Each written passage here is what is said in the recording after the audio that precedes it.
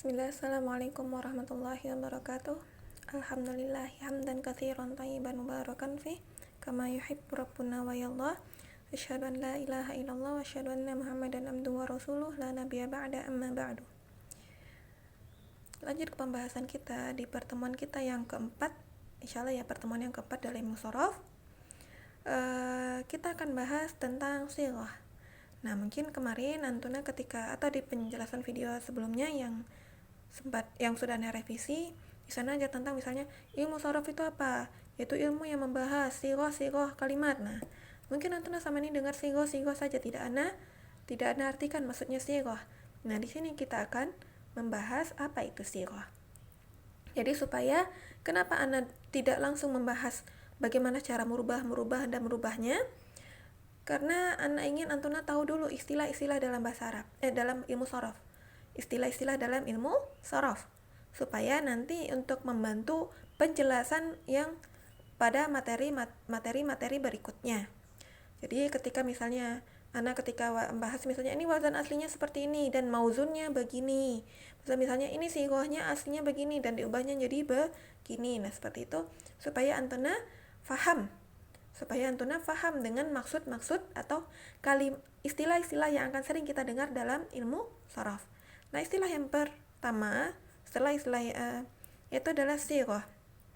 Fisighati. Ana harap Antuna menulis ya, Nak ya. Ana harap Antuna menulis ini.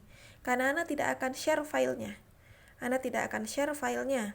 Ana sengaja membuat video ini supaya Antuna memperhatikan dengan baik dan ulang-ulang terus video Ana hingga Antuna betul-betul memahaminya. Kalau misalnya Antuna ada yang tidak Antuna pahami, tanyakanlah ke Ana. Tanyakanlah kepada Ana atau kepada teman Antuna yang sudah memahami lebih dahulu. Jadi ingat, ditulis baik bahasa Arab maupun bahasa terjemahannya. Karena nanti insya Allah bahasa shorof ini akan Ana beri soal dalam berupa bahasa Arab. Misalnya ma huwa shorof, as-shorof huwa, nah, wa ma as-shorof istilah wa ma huwa shorof istilahan, dan apa itu shorof secara istilah. Nanti Antuna memberikan jawaban misalnya as-shorfu istilahan yakni hadza misalnya. Ingat, ilmu sorfi yakni ilmu yabahas an siyaghil kalimatil arabiyyah wa ahwaluha allati laysat bi i'rabi wala bina. Nah, seperti itu misalnya. Jadi Ana harap Antuna betul-betul menulisnya. Karena dengan tujuan kenapa Ana memberikan soal nanti dalam bentuk bahasa Arab dan Antuna menjawab bahasa Arab, supaya bahasa Arab Antuna semakin maju. Kalau misalnya tetap bahasa Indonesia juga, cukup penjelasan saja sehingga Antuna betul-betul memahaminya. Nah, berikutnya sighah. Fisighah. As-sighatu lughatan. Sighah secara bahasa yaitu an-naw'u wal hay'atu. An-naw'u wal hay'atu maksudnya macam.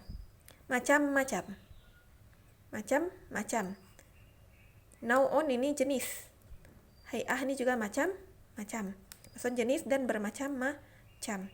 Jadi siyaghil kalimat maksudnya jenis-jenis atau macam-macam kalimat bahasa Arab. Ya, seperti itu. Wa fi istilahi ilmu sarfi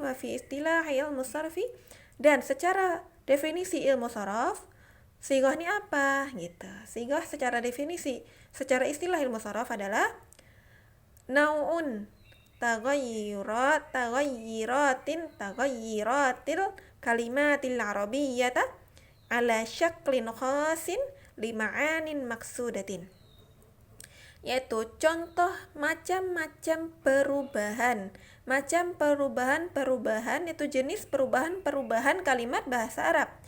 Ala syaklin dalam bentuk yang khusus.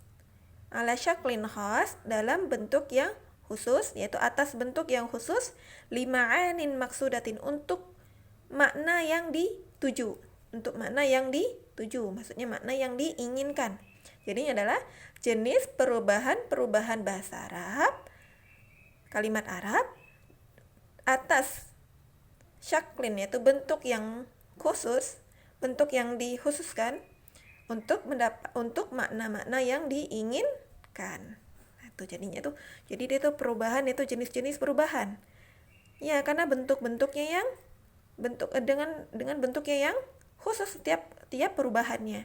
Jadi misalnya kan zahaba, jadi azhabu, zahabtu. Nah, itu bentuknya khusus. Misalnya kalau untuk ana madi misalnya zahabtu, ana mudhari azhabu, tidak bisa diubah selain itu, dan itu khusus untuk syakalnya seperti itu, bentuknya khusus begitu, dan maknanya yang diinginkan. Jadi maknanya misalnya yang diinginkan, saya sedang makan nih, saya sedang makan. Nah, maknanya yaitu saya sedang makan, maka bentuknya seperti saya sedang makan, akalu, saya sedang makan. Wal kalimatul arabiyyah, dan kalimat Arabiyah laha siyagun kasiratin. Dia mempunyai sigah-sigah, yaitu macam-macam yang banyak. Nazkuru ba'duha ijmalan, dan kita akan menyebutkan sebagiannya secara global saja. Jadi bukan terperinci ya. Jadi dia itu sebenarnya banyak, tapi kita akan membahasnya secara terperincinya saja yang masyhur. Yang masyhur itu ada 10. Yaitu pertama al-fi'lul madi. Fi'il madi. Al-fi'lul madi. Wa huwa kullu fi'lin yadullu 'ala husuli 'amalin fi zamanil madi. Wa huwa kullu fi'lin yadullu 'ala husulin 'amalin fi zamanil madi, yaitu setiap fi'il, setiap kata kerja yang menunjukkan yadullu 'ala husul, yaitu menunjukkan sebuah hasil dari pekerjaan fi zamanil madi, yaitu pada masa yang telah lampau. Jadi dikatakan fi'il madi karena dia pekerjaan yang telah lampau, yaitu telah terjadi pada zaman yang telah lewat. Dikatakan doroba, telah memukul, jarroba, telah mencoba, iktasala, telah mencuci atau telah mandi. Al-fi'lul mudhari wa huwa kullu fi'lin yadullu ala husulin amalin fi zamanil hadir awil mustaqbar, yaitu setiap fi'il yang menunjukkan hasil sebuah pekerjaan pada waktu hari ini atau yang akan datang. Maksudnya hari ini misalnya saya sedang atau akan datang, saya akan, nah, seperti itu. Sedang atau akan. Hadir itu yang sedang dilakukan, mustakbal yang akan dilakukan. Contoh misalnya yadribu, sedang memukul atau akan memukul. Yujarribu, sedang mencoba atau akan mencoba. Yaktasilu, sedang mencuci atau akan mencuci. Jadi mudhari itu adalah setiap fiil yang menunjukkan hasil sebuah pekerjaan, yang hasil dari sebuah perkara atau pekerjaan yang pada waktu saat ini ataupun yang akan datang. Ismul masdar, yaitu isim masdar, wa huwa kullu ismin yadullu ala husulin yadullu ala ma hasala alaihi fi'lul fa'il, yaitu setiap isim yang menunjukkan terhadap apa yang dihasilkan darinya, ya dari perbuatan si pelaku. Ya misalnya seperti pukulan, atau artinya nih mereka pukulan, ya kan, dorbun pukulan, atau misalnya mujarrabun itu percobaan, mughtasalun itu pencucian. Nah, seperti itu artinya. Dan dia ada 2, yaitu masdar mim yang mana di awalnya tuh harus ada mimnya, dan itu harinya adalah fathah, madrabun. Namun ada juga beberapa dia tuh tidak fathah karena dia tuh misalnya fi'lul sulasi mazid atau robai mazid. Nah, seperti itu. Misalnya seperti mujarrabun atau mughtasalun. Dan masdar tidak mim, yaitu masdar yang bukan masdar mim. Ini contoh dorbun, itu kan tajrib atau tajribah atau iktisalun. Artinya nih dorbun pukulan, tajrib atau tajribah percobaan, iktisal adalah pencucian. Seperti itu ya. Jadi artinya tuh dia kalau ism masdar tuh artinya beda lagi. Jadi dia tuh adalah apa yang dihasilkan terhadapnya dari sebuah perbuatan si pelaku. Misalnya dia pelaku telah memukul, maka terpukul. Nah, kan telah memukul, maka kan madrobun itu yang terpukul. Dorbun, dorabtu dorban, saya telah memukul 1 kali pukulan. Nah, seperti itu. darban, pukulan. Ismul fa'il, isim fa'il. Wahwa kullu ismin yadullu 'ala alladhi fa'alal fi'lu. Yaitu setiap isim yang menunjukkan pada perbuatan si pekerjaan tadi, perbuatan sebuah pekerjaan. Misalnya dharibun, misalnya tuh ini kalau misalnya kita artikan adalah si pelakunya. Jadi isim fa'il ini adalah pelaku. Isim fa'il ini adalah pelaku. Misalnya dharibun, orang yang memukul. Mujarribun, orang yang mencoba. Muqtasilun, orang yang mencuci. Qatilun, orang yang membunuh. Jadi itu adalah si pelakunya. Fa'il ini maksudnya adalah pelaku. Ismul maf'ul, nah ini adalah orang yang kena imbasnya, maksudnya tuh. Maf'ul ini adalah misalnya objeknya. Wahwa kullu ismin yadullu 'ala alladhi waqa'a 'alaihi fi'lul fa'il. Yaitu setiap isim yang menunjukkan telah terjadinya perbuatan dari si pelaku. Perbuatan dari si pelaku, maksudnya nih, misalnya kan maf'ul ini, misalnya kalau fa'il ini pelaku, maf'ul ini adalah si korbannya, misalnya gitu. Madrubun, orang yang terpukul. Itu kan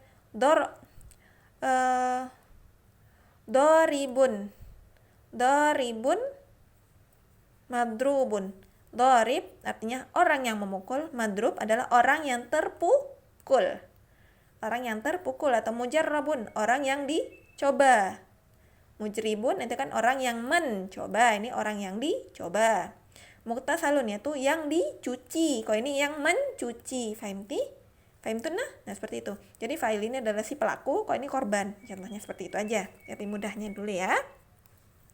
Fi'lul amar yaitu kalimat perintah. Nih kalau kalimatnya ini adalah kata perintah. Kalau mudahnya. Kalau mudahnya untuk dipahami adalah fi'lul amar ini pekerjaan yang amar ini perintah. Ya kan? Wa huwa kullu fi'lin yutlabu bihi husulun amalun fi zamanil mustaqbal. Yaitu setiap fi'il yang mana diinginkan darinya hasil sebuah pekerjaan pada waktu yang akan datang. Jadi diinginkan. Jadi misalnya kalau kita meminta, tolong ambilkan, atau ambillah, atau pergilah. Itu kan itu adalah perintah. Atau misalnya meminta untuk pergi. Misalnya, pergilah kamu ke sana. Itu kan meminta untuk pergi. Maka dikatakan yutlabu bihi, diinginkan darinya, diminta darinya hasil dari sebuah pekerjaan pada waktu yang akan datang. Jadi misalnya pada waktu yang akan datang tuh bukan maksudnya tuh setahun kemudian, 2 tahun kemudian, tidak seperti itu. Misalnya Hanifah, pergilah ke pasar. Jadi Hanifah pasti akan, misalnya Hanifah karena diminta pergi ke pasar, maka dia pergi ke pasar. Jadi maka dikatakan mustaqbali, akan datang. Karena pekerjaan itu, perintah itu tidak dilakukan pasti setelah dapat perintah. Atau yang akan datang, seperti itu. Idrib, pukullah. Jarib, cobalah. Iktasil, cucilah. Atau mandilah. Fi'lun nahi, kata larangan ya. Fi'il yang melarang. Maksudnya nih kalau kata kita bilang ini perintah, ini larangan. Ya, ini perintah, ini larangan ya mudahnya. Wa huwa kullu fi'lin yutlabu bihi am. Ini tuh kalimatnya. Bihi ilmu ya. Husulin amalin fi zamanil mustaqbal. Sini kalimatnya hilang ya. Dia adalah setiap fi'il yang meminta darinya secara umum hasil dari pekerjaan pada zaman yang akan datang, pada waktu yang akan datang. Jadi misalnya tuh dia tuh meminta, maksudnya tuh meminta untuk dilarang. Misalkan la tadrib, jangan pukul. La tujarrib, jangan coba. La taqtasil, jangan dicuci. Jadi dia tuh harus di akhirnya tuh haruslah dia tuh, jadi kalau misalnya kan perintah, tambahin aja lah di depannya. Kan perintah tadi kan, setiap perintah kan di akhirnya harokatnya sukun nih. Idrib, jarrib, iqtasil. Ditambahkan la di depannya, menjadilah dia fi'lun nahi, itu kata perintah. Ini perintah, ini larangan. Ini perintah, ini larangan. Ismul makan, yaitu nama tempat. Nama tempat. Wa huwa kullu ismin yadullu ala makanin wuqu'il fi'li. Yaitu setiap isim yang menunjukkan setiap tempat terjadinya perbuatan. Madrabun, yaitu tempat terjadinya pemukulan. Mujarrabun, ini tempat terjadinya percobaan. Misalnya laboratorium. Muktasal, tempat terjadinya mandi. Nah, misalnya sa'adhabu ila muktasal, misal saya akan pergi ke muktasal, itu tempat untuk mandi. Nah, seperti itu. Terakhir, ismu zaman, masih ada 2 lagi ya. Ismu zaman yaitu isim zaman, wa huwa kullu ismin yadullu ala zamani wuqu'il fi'li, yaitu setiap isim yang menunjukkan terhadap waktu terjadinya perbuatan. Jadi ini menunjukkan waktunya. Misalnya ya madrob, mujarrob, muktasal, dia masih sama bentuknya. Jadi isim zaman sama isim makan cara pembuatannya sama. Jadi mau diartikan dia tuh tempat ataupun dia tuh adalah waktu terjadinya, boleh saja. Ismul alah, yaitu isim alat, ini benda. Wa huwa kullu ismin yadullu ala adatil fi'li. Ini setiap isim yang menunjukkan atas benda-benda perbuatannya. Misalnya kan, sa'aftahul baba bimiftahin, saya akan membuka pintu dengan miftah, kunci. Jadi miftah ini adalah isim alat dari fataha. Jadi alat untuk membuka. Midrob isim alat dari doroba, alat untuk memukul. Mistoroh alat untuk mengukur. Seperti itu. Jadi kalau diartikan kita ini adalah ini kunci, ini rotan misalnya alat pemukul, ini mistoroh, ini adalah penggaris. Nah, cukup itu saja. Adapun yang di bawah ini, mubalaghah ismul fa'il, ini tidak perlu dibahas untuk sekarang, insyaallah. Untuk berikutnya Antuna sudah tahu apa itu maksud sigo. Jadi ingat lagi, sigo itu adalah naun wal hay'ah, yaitu macam-macam dan jenis dari sebuah kalimat bahasa Arab. Barakallahu fikum. Assalamualaikum warahmatullahi wabarakatuh.